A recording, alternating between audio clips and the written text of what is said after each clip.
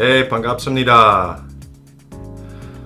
You know, when I was growing up as a kid, there was a term that was gaining greater popularity, and that was the whole concept of the 4 Asian tigers. And what that basically was the identification of 4 regions in Asia that were identified as being underdeveloped with regards to developed nations during those days, yet experiencing greater than average growth. Now, those 4 regions are known as Singapore, Taiwan, Hong Kong, and South Korea. Now, you don't have to be a genius to know that those 4 regions today have risen to prominence in areas such as finance, commerce, and technology. And there's probably a whole lot of contributing factors to that, but in my opinion, one of the most critical can probably be summed up in a recent exam that was administered to the OECD nations across the globe.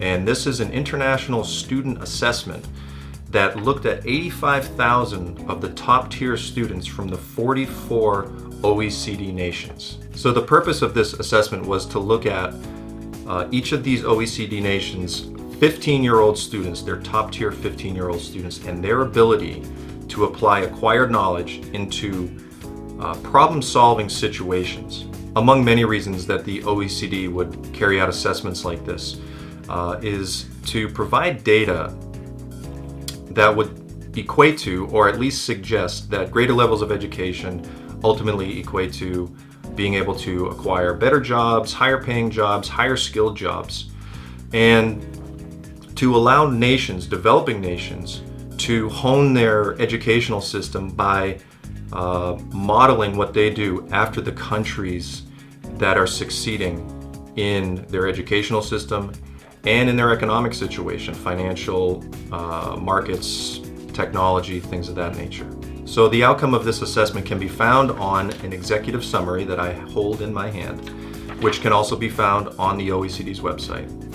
And it ranks the 44 nations by their performance. Now, getting back to the 4 Asian tigers, being Singapore, South Korea, Taiwan, and Hong Kong. At the top of the list based on the overall average, or the mean. Now, the average mean score for this assessment was 500. Now, number 1 in that overall spot was Singapore. Number 2, South Korea. Now, followed closely behind Japan, and then you see Hong Kong and Taiwan in the ranks just below that. Now, the first sight of a Western nation showing up on this list would be Canada. And even though you stole our glory in hockey at the Olympics, I'm going to let that slide for the sake of this video because you put us on the map representing Western nations. The United States, number 18 on the list, and our score was 508, which was just above the average.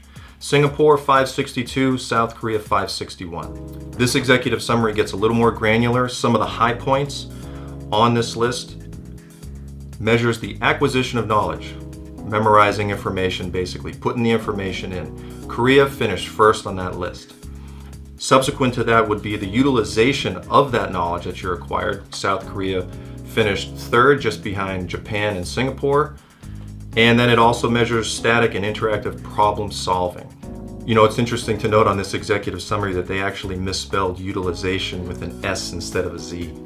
That's just a little dig to my British friends out there. You know, I have nothing but love for you, and especially considering that your 15-year-olds outperformed ours in the United States on this assessment test.